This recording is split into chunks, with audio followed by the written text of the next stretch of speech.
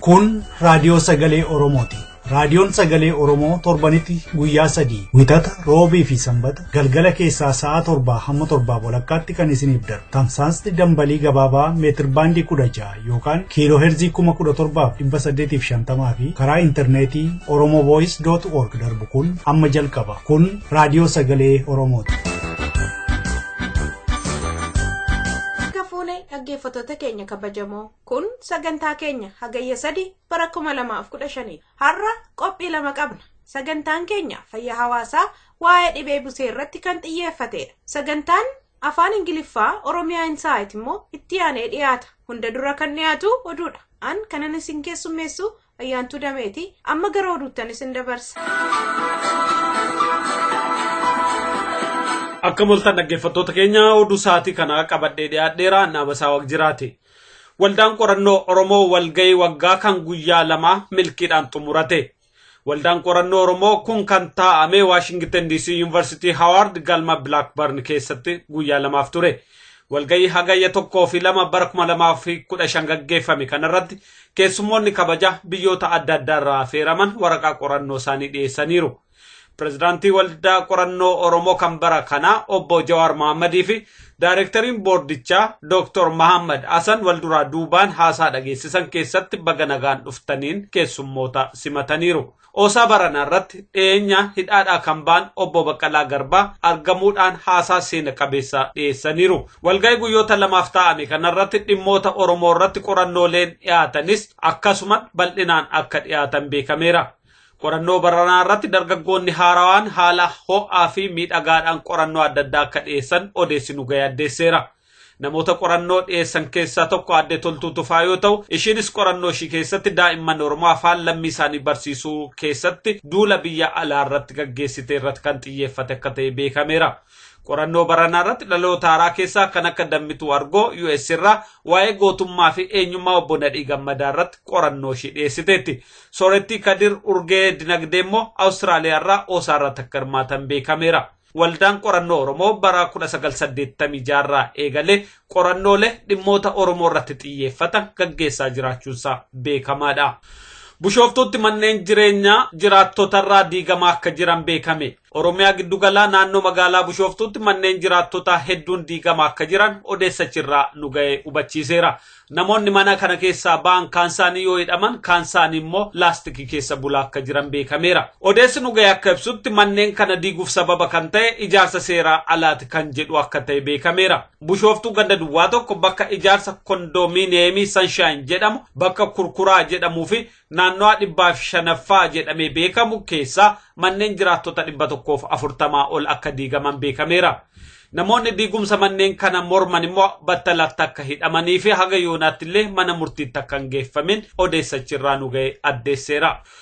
Manni murtii mootummaa wayyaanee koree fala barbaaddu musliimota Itoophiyaa irratti adabbii waggaa 7 haga 22 murteessuun dhaga'ame. Akka odeessi Finfinnee irraa nu ga'e addeessutti manni murtii Itoophiyaa akkuma barame hoggantoota musliimaa irratti murtii dabaa dabarsee jira.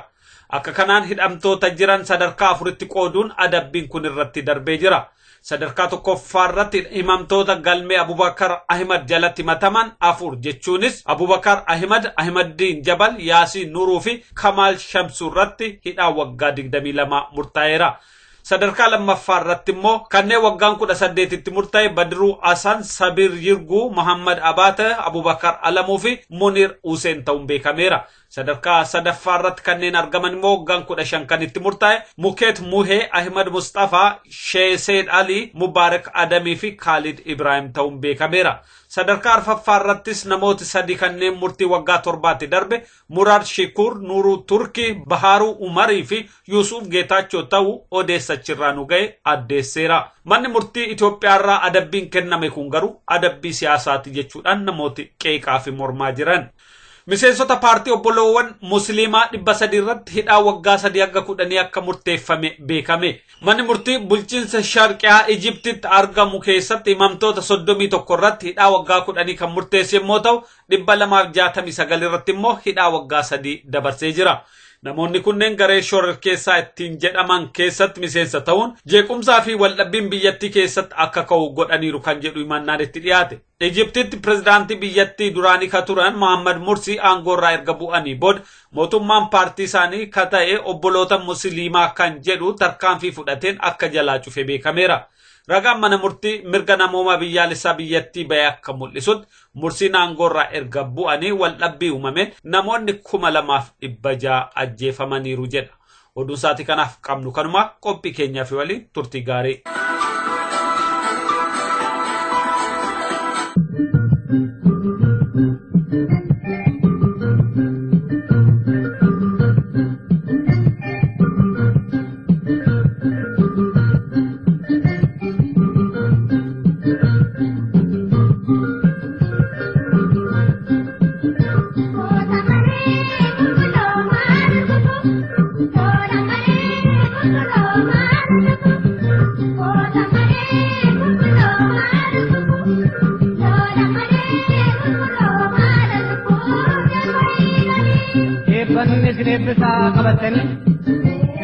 qabatanii aga kabajaa jiruu jireenya kabajaa irratti bayyaata hammaaraan isin fedhin galaana bayyaata dhugaan isin maddisiin andoodee kormataa bonaaf ganna lalisaa goraa gurraachataa ulfaataa jiraadhaa ji'a goobanaa ta'aa biyya hundaatti dhufaa fayyaa nagaa ta'aa horaa lalisaa lalisaa.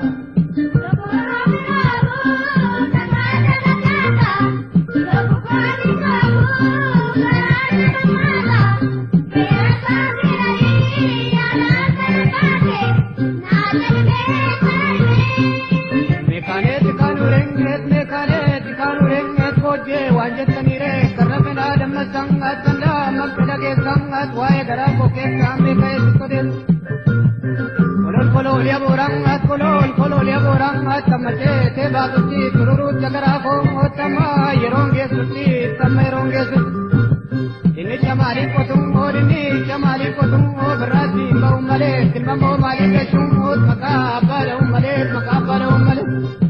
ya jole bandera kang agura ba bandera kang agura ba bandera ka agura ba bandera ka agura ba bandera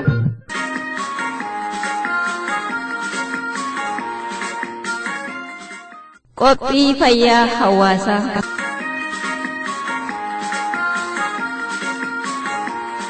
Akkam oltan dhaggeeffattoota keenya kun torbaan lamattaa tokko kan isiniif dhiyaatu qophii keenya Fayyaa Hawaasaati. Qophii Fayyaa Hawaasaa irraa keessatti waa'ee dhukkuba busee fi mallattoolee isaatiin kan wal qabate qophii kutaa lammaffaa qabannee dhiyaanne irraa itti dhiyaadha.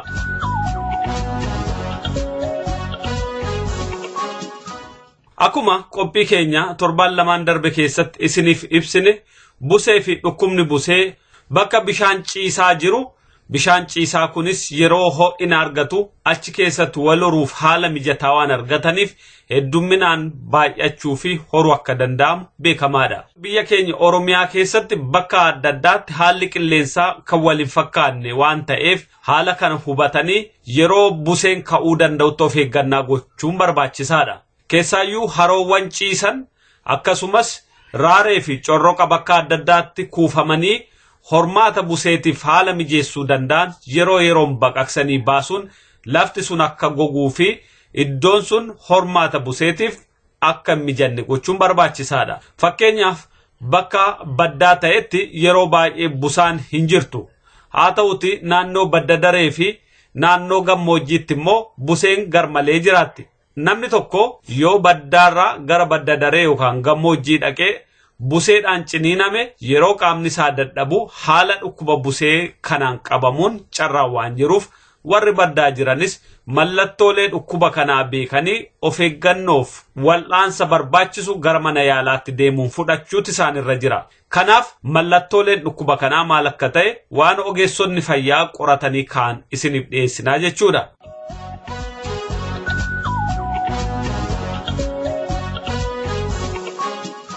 Mallattoolee dhukkuba busee. Dhukkubni busee martinuu mallattoolee waliin qaban hedduudha. Isaan keessaa tokko dhagna gubaa yookaan laayidaa kan jedhamu.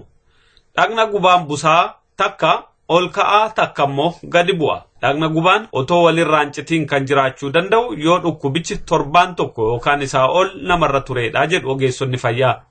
Dhagna gubaan ol ka'uun yookaan high temperature kan jedhamu raammoleen yookaan jarmiin dhukkuba busee fidan warri ijoollee ta'an dafanii guddatanii warra dullooman akka dhaqqabaniif gargaara.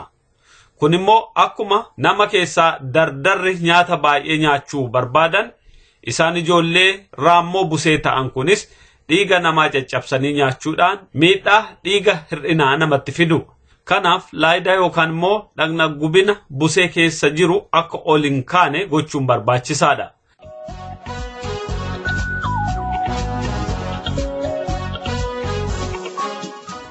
Laayidaan dhukkuba busee keessatti dhufu sadarkaa 3 qaba.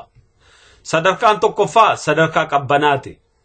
Sadarkaa kanatti dhukkubsataan dhaamochatu itti dhaga'ama. Akkasumas yeroo tokko tokko ni rophisiisa. Yeroo sana laayidaansaa baay'ee ol ka'aa jechuudha. Sadarkaan lammaffaa ho'ina. Qaamni isaa ni cululuqa. Dhikkisi onnee isaatis hedduu ol ka'a yookaan immoo ni dabala. Ol ka'ina laayidaasaa saatii murtaa'eetiif akka ol ka'etti rarra'ee hafuu danda'a. Sadarkaa dafqisiisaa.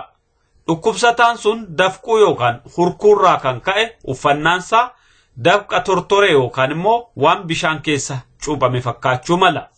Sadarkaaleen dhagna gubaa kun caalatti kan argamuu danda'an aanaa busee pilaasmoodiyeem viivaaksiidhaan yoo qabamani.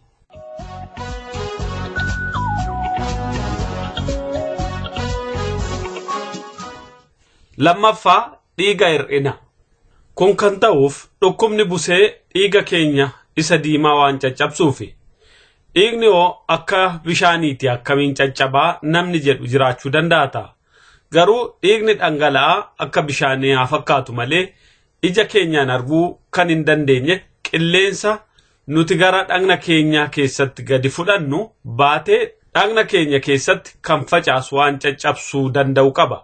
Kanaaf namni dhukkuba buseetiin hubame dhiigni hir'inni irra ga'a.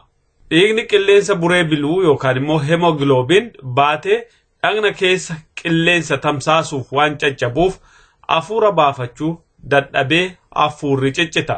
Hubamni yookaan immoo miidhaan akkasii kun caalatti kan argamu pilaasmoodiyeem faalsiipaaram keessatti.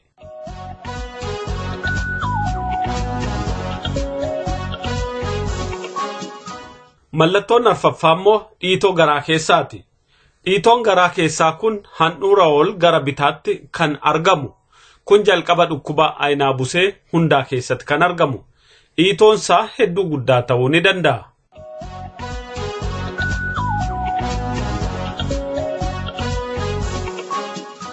Arfaffaa irratti immoo mallattoo dhukkuba sabbata waaqayyoo yookaan seefoo kan jedhamu. Dhukkubni sabbata waaqayyoo yookaan seefoo jedhamu kun kan qola ijaa isa adii daraaraa keelloo fakkeessu dhukkuba busee keessattis argamuu ni danda'a. Keessumattuu dhukkuba busee isa balaafamaa yookaan immoo pilaasmoodiyeem keessatti qolli ijaa kun baay'ee ni keellaa yookaan immoo boora ta'ee mul'ata. Sababiin isaa immoo tiruun waan tuqamuufi.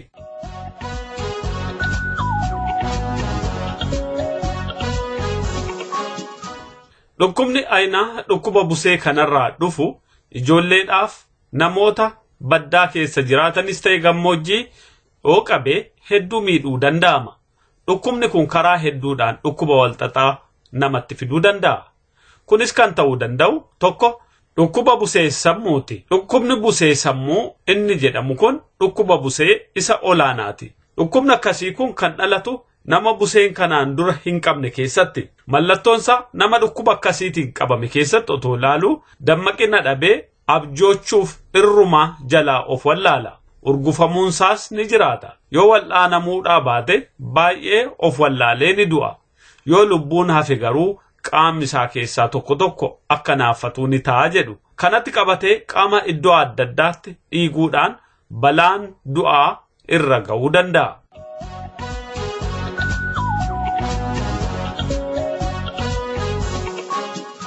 Inni lammataa hir'ina sukkaara dhagna keessaati.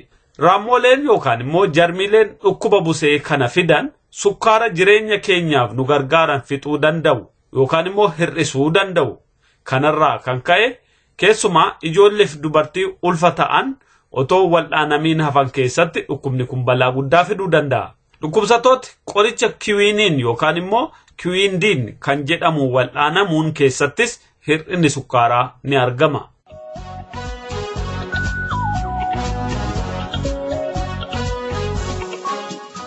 Egaa dhaggeeffattoota keenya mallattooleen dhukkuba busee kana yoo fakkaatan dhukkuba kana immoo akkamiin ofirraa ittisu kan jedhu torbaan lamaan kana qabannee dhiyaanna.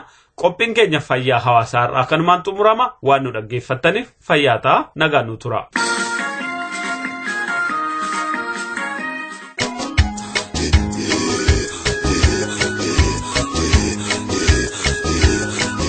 This is Oromo Voice Radio English program. Oromo Voice Radio is broadcasting to Oromia at 16 meter band or 17,850 kilohertz or on oromovoice.org website. OVR broadcasts Oromia Insight program every Monday for 15 minutes at 7:15 p.m. Oromia local time. Welcome to Oromia Insight program. Welcome to Oromia Insight. My name is Ali Galatu. This is part 2 interview about President Obama's visit to Kenya and Ethiopia with Hagayya Ararsa from Melbourne Law School. Because it looks like they are looking for an approval from another hegemonic imperial power. And the opposition also, when they resisted the Ethiopian political opposition, the political class, when they resisted it, it is because America's gesture of visiting Ethiopia, they think, will baptize Ethiopia into democracy, will kind of make us consider Ethiopia as a very democratic country. And they think both groups, whether they are the supporters of the government or those who are in opposition, they both think that America is the one who gives certification for the democratic or undemocratic status of a country in Africa. Now this is very interesting. This is very paradoxical for Ethiopians who always pride themselves for resisting white colonialism, when they want an external reference for approval of how democratic they are or how undemocratic they are. And that's kind of a surprising twist to it. But be that as it may, the regime wants to enhance its democratic credential. It wants to enhance recognition by the West as a credible ally in the geopolitical war against terrorism. They want to enhance their achievement, their recognition for their achievement of economic growth in that part of the world. So it's a big boost to them. They are already celebrating like that. But Americans, of course, say, no, we're not trying to say that this is a democratic state. We know that it is an authoritarian state, they actually said many times, but they say it is a friendly authoritarian state. What they miss in this process is that Ethiopia, at the moment, is not really authoritarian. It's beyond that. It is totalitarian. It is clearly anti-democratic. They think it is a friendly authoritarian state. I think, no, they miss the point that it is a clearly anti-democratic state. It is anti-democratic in making. It is anti-democratic in its operation. It is anti-democratic in the way it deals with things every day. At the moment, true to its nature, the Ethiopian state is not only a non-democratic, it is actually presiding over, this government now is presiding over an apartheid state where less than 6% of the population, a party that has a constituency in less than 6% of the population, or generally about 30% of the population, are basically ruling over the large majority of the Ethiopian people. So they miss that, but of course the Ethiopian regime thinks that it is a celebration of its democratic achievement, its economic progress, and its being a credible ally, strategic ally to the West in the war against terrorism. How does it affect the struggle for democracy and the human rights in the region, especially for the peoples under century of imperial oppression in the region, oppression inaugurated and maintained by international actors such as the U.S.? Well, it all depends on how Obama is going to play out his leverage now. Because President Obama's visit to the region is very, very important and is being watched by many, many, many young people who had high hopes both for him and for their own future. Many young people have been inspired by him just at the moment of achieving the presidency. Barack Obama is an iconic person. He has an iconic universal image of someone who has done the impossible, the black president in the White House. He has been the president that served as icon of hope. He wrote a book, The Audacity of Hope. He always considers his presidency as an achievement after an improbable quest. He is the one who made those speeches, who said in the victory speech in 2008, he said, for people anywhere in the world, if you are dreaming of democracy, we are here to help. And he was very inspirational, and his visit is very important. And he could use this leverage either to encourage the aspiration for democracy or to discourage and frustrate and disappoint those who aspire to achieve democracy and human rights and self-governance. Now, how would he play? As he said this afternoon, if he is going to really take that agenda seriously and take it to the government in Ethiopia and in Kenya, and take it to them in such a way that, look, he understands where they are. By the way, it is a coincidence that made their interest in fighting terrorism, American interest in fighting terrorism in the region, converge with the Ethiopian interest in decimating its opponents. It's a convergence. They have different interests, by the way. The Americans think they are fighting terrorism, and the Ethiopians want to fight their opponents in the name of terrorism. So they have made the impossible thing converge there. So there is this coincidence or overlap of interest, but it is not the same kind of interest. Now, even having noted this, if he now insists on the need to turn the page on human rights and democracy in the region, I think he might be, cashing out his iconic image as someone who always inspired the young people towards achieving what most consider impossible. So the struggle for democracy, for human rights, will be enhanced depending on how he plays out his leverage now, how he uses his presence in that country, whom he meets, and what he says when he meets them. Obviously, he's going to meet the government, the prime minister. He's going to meet probably the parliament. I don't know if it is a state visit. If it does, he needs also to engage the opposition political party leaders in different forums. He needs to engage the media. And what he does there might help to enhance some inspiration, might also, if he doesn't engage with these non-state actors, the civil society organizations, the political parties, the independent media, if he doesn't engage them and sympathize with them and understand them, he just visited the federal prisons in America. I do not expect him to visit prisoners in Ethiopia, but at least if he raises issues about the prisoners, about, for example, the over 5,000 Oromo prisoners, which no one talks about, if he does that, he might send that message again, that message of hope, and people might be inspired. But I wonder if Obama is going to play like President Obama, Barack Obama as the person, or if he is going to play like the President of the United States, because the presidency has a very limited leverage over what he can do on these things that are important to the domestic crowd in Ethiopia. So his visit might discourage or encourage the struggle for liberation, the struggle for democracy, the struggle for human rights, depending on how he plays it out. We're about to run out of time. Just finally, what does the Obama visit mean to the Oromo in the world? The Oromo should... Well, to the Oromo, this visit, Oromos are very ambivalent about this visit, I think, and rightfully so. The reason is because the Oromo are invisible in the Ethiopian state form.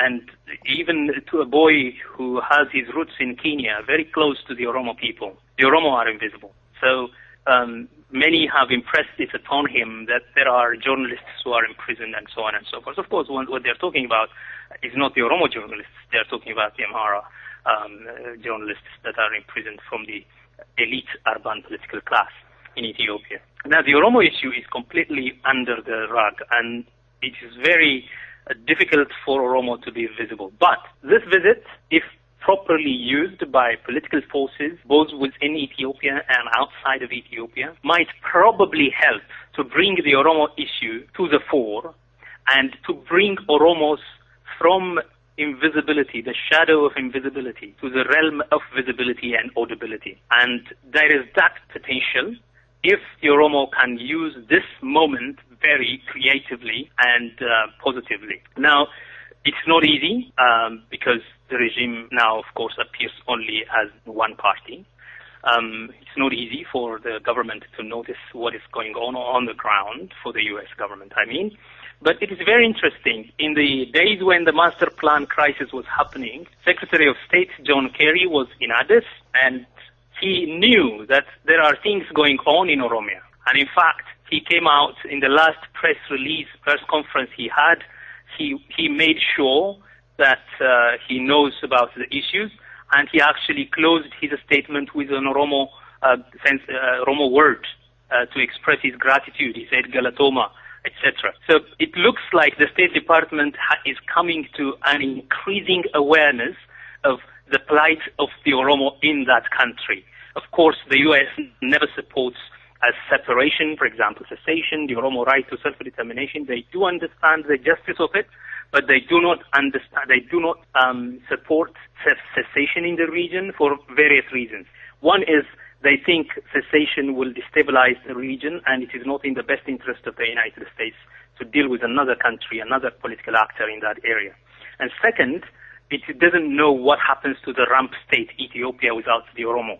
So one of the things that the Oromo leadership is expected to do now, the Oromo political leadership anywhere, has to do is to be able to know how to negotiate their relationship with the United States, how to critically engage with them, how to reflexively engage with them, because the U.S. recognized the state form that is in operation now, the Ethiopian state. And how do you engage America outside of that kind of channel? That's one challenge. The second is to make sure to impress it upon the President and the United States State Department that the Oromo self-determination, the Oromo demand for justice, the Oromo demand for visibility and self-governance, the Oromo demand for democratic self-expression, the Oromo demand for human rights, and the Oromo demand for freedom of all those prisoners, political prisoners, and all these political cessation of these political trials is only in the best interest of the United States, because the Oromo demand for justice, when it is made, only guarantees the U.S. interest in stability in the region. So two things the Oromo leadership has to do. One, they must demonstrate credibility as leaders in the Horn of Africa. Remember, the Oromo is the single largest nation in the Horn of Africa, and it is a people, a nation whose population live in 3 countries, in at least 2 of them. And this population is very important. If you do not satisfy the demands of justice of this population, you cannot have a stable Eastern Africa region. So America, the Oromo leadership should impress it upon the United States leadership that this is how important it is, that the Oromo is very, very important. So establish a credible leadership quality in the Horn of Africa. Try to forge a coincidence, a moment of coincidence between the American interest in the Horn and the Oromo interest for justice in the region. Create an alliance that the Oromo can actually best secure the American interest while protecting its own interest, without, at least can achieve its own interest without endangering the U.S. interests, and negotiate their relationship reflexively. And that's a big task, and that's a huge toll. It's a tall order on us, but I think this is one of the things that they should do. And the Oromo question must be properly articulated with all its nuances, with all its contradictions, with all its paradoxes, and one needs to understand the fact that the Ethiopian state is still an empire state, that the last project of decolonization is still an unfinished business in Ethiopia, that the Oromo nation is still under operation, the operation that his grandfather knew in Kenya under the British. And it is important that we kind of make him understand that this is basically an imperial state, that this is basically an apartheid state, and it is in their best interest to ensure that the shackles of apartheid are broken in that region and the shackles of empire are broken down in that region and the Oromo people are free. Thank you, Hagayya. We leave it there. We hope we come back and discuss once President has actually finished the visit. And thank you very much. Absolutely. Thank you. It has been a pleasure to be on your show.